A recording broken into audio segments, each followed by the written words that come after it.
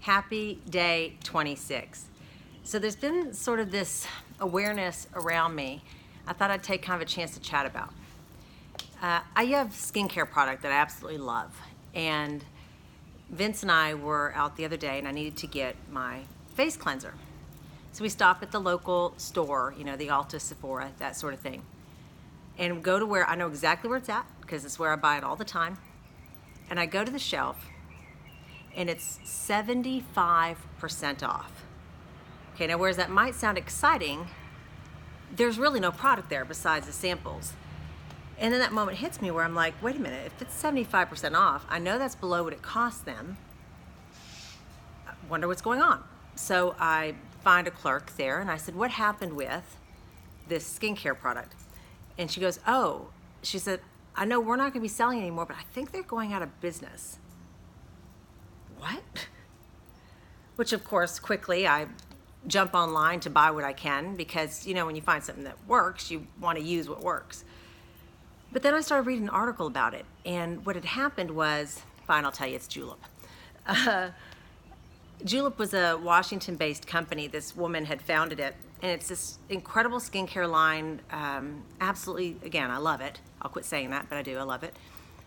And a couple years ago, she sold it to an organization. It plus they bought two other sort of skincare lines of some sort. And they paid, this company that bought them paid $120 million for this sort of acquisition.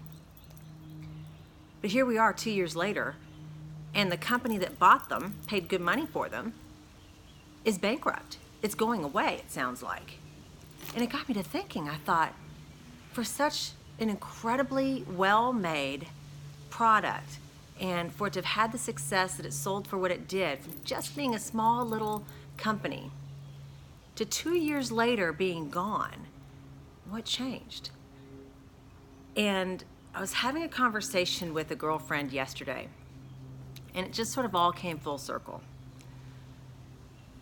She was talking about, you know, building your dream or working with purpose and what you do. If what you do for a living, does that bring you purpose? Does that build your dream? Does it add value? Or does it just add money in your pocket? And those are very different things. So for this woman who started Julep, that was her passion. This was her dream. And as she built that, it resonated in her employees, it resonated in her product to the community. She was doing things to give back. And it was sustainable. Now, I don't know the company that bought them, but given the fact that 2 years later, the product's gone, and it wasn't because it was not a successful product, my perception would be is that it became just about profits. And if your reason for being in business is only to make money and profits, guess what? Your employees and your customers will stop buying from you. I was reading this book, The Do Good Model. Sherry Ariston, I think is her name. And she was talking about the 17 philosophies that their companies, every one of their companies have to align with.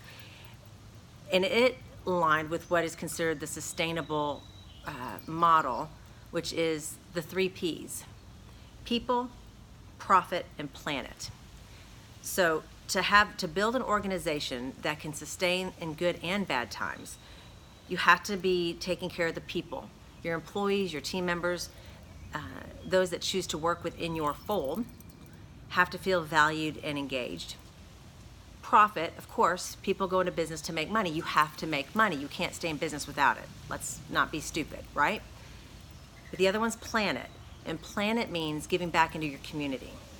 Bill Gates is probably, I don't know, at least one of America's favorite philanthropists, or even Oprah Winfrey. Right?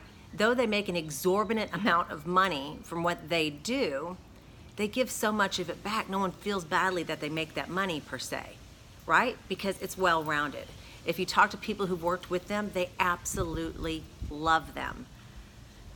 So there's a reason why when you look at successful organizations, incredible leaders, why they can continue to do that regardless of the environment, regardless of the product, but because they're focusing on all 3 Ps.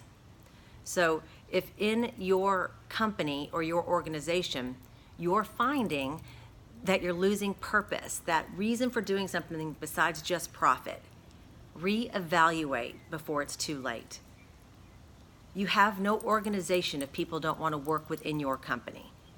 And you have no profits if people don't want to buy your product because they feel like your only focus is to make money, not to better their lives, not to better the community that you're taking the money from. So we can dive into each one of these kind of deeper, on a deeper level on another day. I try to keep these brief, and we're already at about 5.5 minutes. So again, just thought I'd share this epiphany.